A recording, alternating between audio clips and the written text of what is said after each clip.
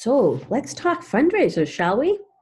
Fundraisers are a service that we have to offer, and they can be big for business.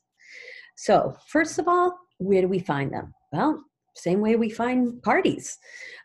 We can talk to family and friends. Think of people who have a cause that's near and dear to them.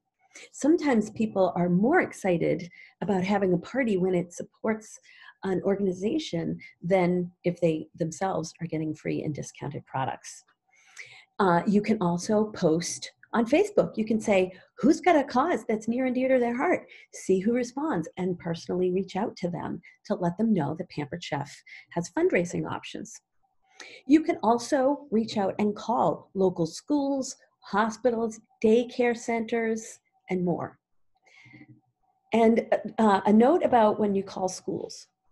Schools generally are booking their fundraisers way in advance.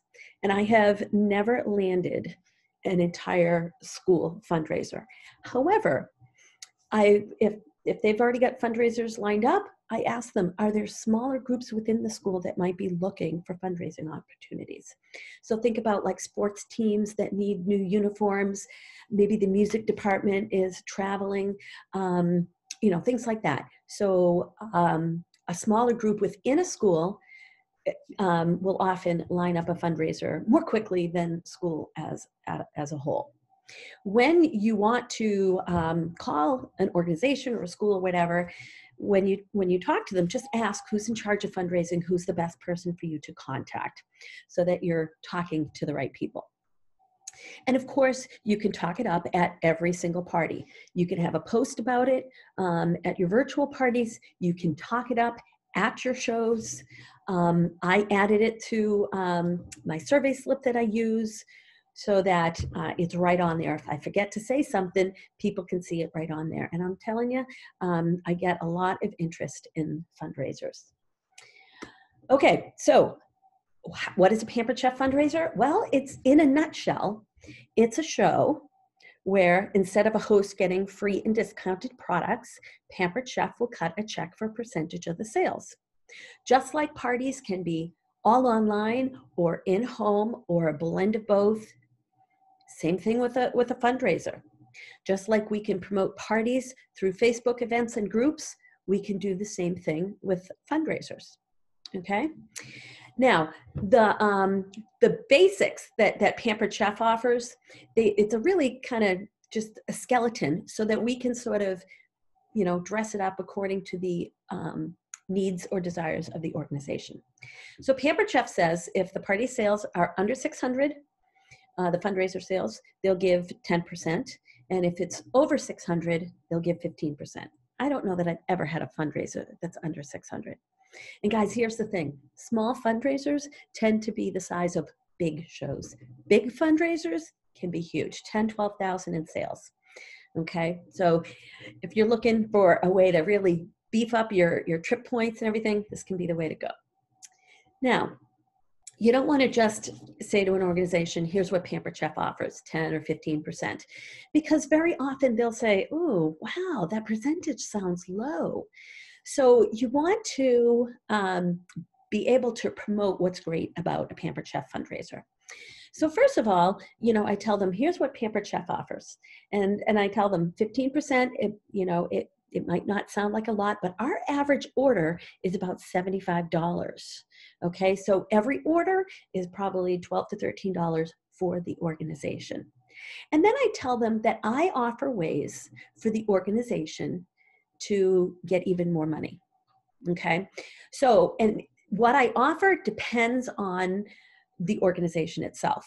If it's a larger organization like a school and I'm going to be doing an in-home or a live demo at the school itself, I might offer them a 50-50 raffle. They can sell raffle tickets. Let's say they sell $500 worth of raffle tickets. You pick a name and the winner gets $250 in Pampered Chef product. Okay, and then the other $250 goes right to the school. They get 100% of that. And since they also get 15% of the sales, they're going to get actually 65% of the 50-50 raffle. Make sense? Another thing that I have offered in the past is I will donate a product at my cost and they can sell raffle tickets for that item. And I tell them once I have recouped what I paid for the product, they keep 100% of the ticket sales. And this doesn't just work if it's a live demonstration, but the students or whoever's involved in the organization can be running around for a week or two selling raffle tickets as well as collecting orders. Another thing that you can consider is you say, well, when the sales are under 600, Pampered Chef will give you 10%, over 600 it's 15%. I will throw in an extra 5% when fundraiser sales reach 2,500. Okay, so then they're getting 20% total. I don't offer all of these things to every organization. I ask them questions and then I say, well, here's what I would recommend. How does that sound to you? Okay, so it really just depends on the organization and what might be a good fit. The other thing you could do is offer a drawing for people who bring in orders. So if you're doing an online thing, you can have them post to their wall, have them offer to send catalogs to them so they can take it to work, whatever. When orders come in online, and I want to keep track of who brought in those orders, I have them put in the second address line, in parentheses, the name of their connection to the fundraiser. That way I know who brought the orders in. So you can offer a drawing with everybody who brings in 3 or more orders. Or you can say a prize for the person who brings in the most orders, or a prize to the person who brings in the highest level of sales. Entirely up to you. So you don't just have to leave it at 15%. Now, another thing that makes a Pampered Chef fundraiser really attractive, 2 things. Number one, everybody eats. Everybody has to prepare foods, whether they love to cook or hate to cook. Everybody has to eat. So the product line has very broad appeal. Secondly, when I do a fundraiser, I have everything direct shipped. Okay, so everything goes directly to the customers. So you can say to the person who's organizing the fundraiser, no sorting and delivering. Everything's going to go straight to the customers. Now, when my kids were younger, I volunteered a lot at the schools, and I was always helping with the fundraisers and sorting into hundreds of bags to get out to all the students. Oh my gosh, what a headache. So talk up the fact that they don't have to do that with a Pampered Chef fundraiser. And another thing, returns. Now, when someone returns a Pampered Chef product within 30 days of receiving it, they don't have to pay to send it back. Instead, Pampered Chef is going to email them a prepaid postage label. Okay, so let the organizers of the fundraiser know that not only do they not have to sort and deliver, they don't have to handle returns. So the only thing they have to do with this fundraiser is get orders. That's it, and then collect the check. So it's a really easy fundraiser for them to do. And like I said, that has huge appeal.